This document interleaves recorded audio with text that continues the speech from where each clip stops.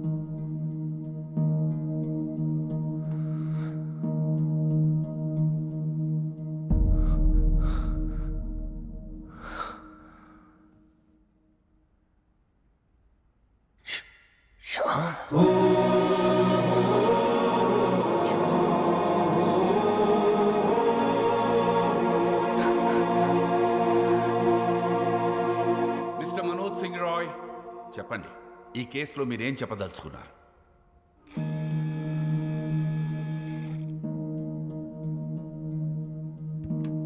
వాసుదేవే శ్యామ్ సింగ్ రాయ్, నా తమ్ముడు శ్యామ్ బాబు తిరిగి వాసుగా జన్మించాడని నేను నమ్ముతున్నాను, పూర్తిగా నమ్ముతున్నాను.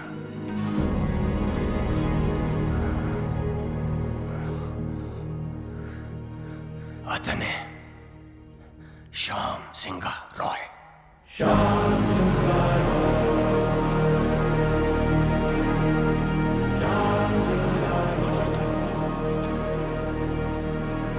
Silence in the court, please. Please, thank you. Pardon me, Your Honor. Mr. Roy, వాసుదేవే Shyam Singh Roy అని 45 years బ్యాక్ మీ తమ్ముడు చనిపోయాడే, వాడు ఇప్పుడు మళ్ళీ తిరిగి పుట్టాడని 85 years ఉన్న మీరు చెప్తున్నారు, మీరు నమ్ముతున్నారు, ఫైన్. కానీ ఇదే విషయం నేను, జడ్జ్ గారు, కోర్టు, ఈ పబ్లిక్ వీళ్ళందరూ ఎందుకు నమ్మాలి? Can you give me one good reason why? Vasu Shyam Singh Roy stories copy కొట్టలేదనడానికి మీ దగ్గర ఎవిడెన్స్ ఏదైనా ఉందా? శ్యామ్ సింగ్ రాయ్ వాసుదేవ్గా మళ్ళీ తిరిగి పుట్టాడనడానికి మీ దగ్గర సాలిడ్ ప్రూఫ్ ఏదైనా ఉందా? I'm asking you mister Rai, please tell me. The court wants to know. ఉందే, ప్రూఫ్ ఉంది. నాతోనే అంతమవుతుందనుకున్న నిజాన్ని, సింగారాయ్ కుటుంబపు విషపు కోణాన్ని ఒకరు కోర్టులో బయట పెట్టారని తెలిసిన తర్వాత నా కాళ్ళు చేతులు ఆడలేదు.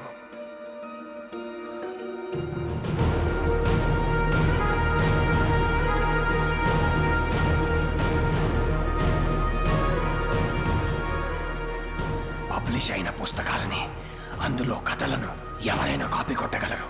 కానీ ఇప్పటి వరకు పబ్లిష్ అవ్వని, నాకు మాత్రమే తెలిసిన ఒక షార్ట్ స్టోరీ, శ్యామ్ సింగ్ రాయ్ ప్రత్యేకంగా నాకు మాత్రమే ఇచ్చిన ఓ చిన్న కథని ఈ వాసుదేవ్ ఎలా షార్ట్ ఫిల్మ్గా తీశాడు, తనకు ఆ కథ ఎవరిచ్చారు? ఒక చిన్న కథ. అసలు కథ ఏంటంటే, తనకి చిన్నప్పటి నుంచి పెయింటింగ్ అంటే ప్యాషన్.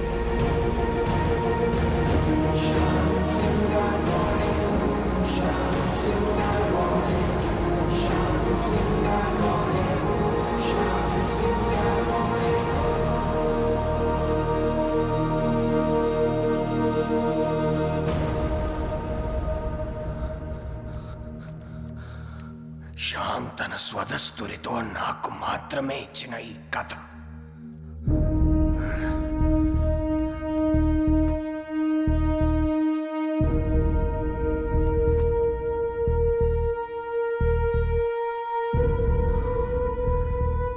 అదే కథను షార్ట్ ఫిల్మ్గా తీశాడు ఈ వాసుదేవ్. ఎలా?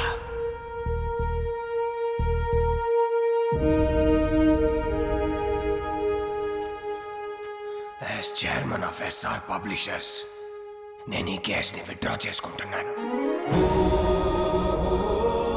ఎందుకంటే ఈ 3 కథలే కాదు, ఈ కంపెనీకే తను ఓనర్. పిటిషనర్సే ఈ కేసు విత్డ్రా చేసుకున్నందుకు ఈ కేస్ ఇంతటితో క్లోజ్ చేయబడింది.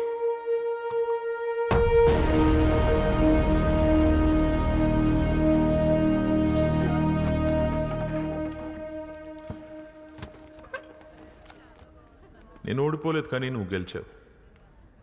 Good job. I'll see you in court again. All the best.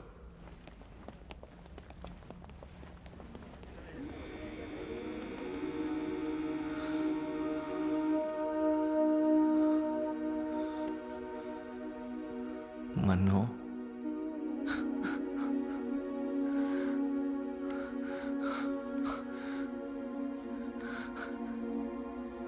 నన్ను క్షమించరా శ్యాంబాబు, నేనే నిన్ను చంపుకున్నాను. అన్నయ్యలు అంత పని చేస్తారని నిజంగా నాకు ఆ రోజు తెలియదురా. కానీ నువ్వు మొండోడివిరా, అందుకే మళ్ళీ జన్మించావు.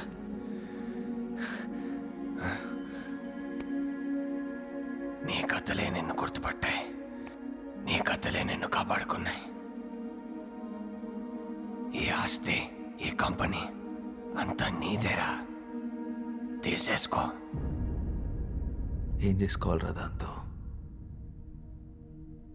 జీవితాంతం తోడుంటానని మాటిచ్చి పెళ్లి చేసుకున్నాను రోజీని. మధ్యలోనే వదిలేసి వెళ్ళిపోయారు. ఆఖరి క్షణం వరకు ఎదురు చూస్తుంటుంది నేను తిరిగి వస్తానని. మళ్ళీ ఎందుకు పుట్టాను కూడా అర్థం కావట్లేదురా.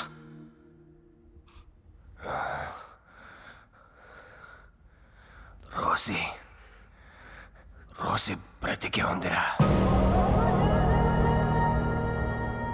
నీకోసం ఎదురు చూస్తూ ఉంది. అంటే ఇప్పుడు రోజీ బ్రతికే ఉంది. మా మామయ్య వాళ్ళ ఊర్లో దాచుంచాను. అన్నయ్యలు చనిపోయాక మాతో పాటు వచ్చేయమని చెప్పాను, కానీ తను రానంతే.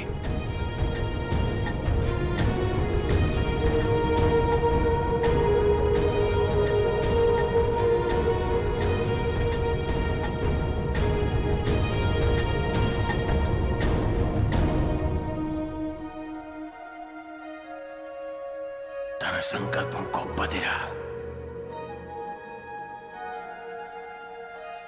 అందుకే నువ్వు మళ్ళీ జన్మించావు. ఇది నీతో చెప్పడానికే నేను ఇంకా బ్రతుకున్నాను అనుకుంటా.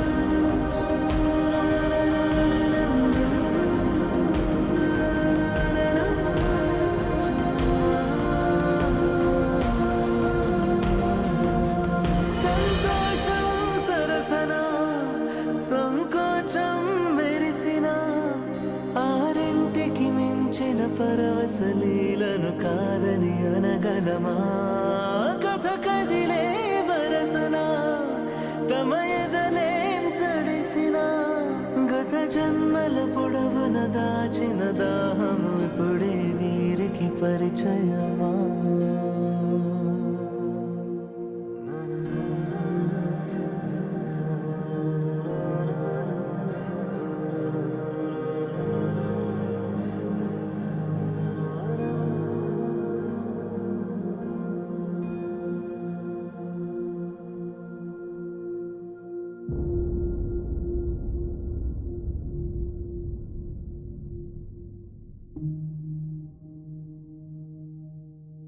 ఇలా ఒక అమావాస్య రోజు నీ ఒడిలో పడుకొని నిన్నే చూస్తూ మా మీద చిరునవ్వుతూ చనిపోవాలనుంది.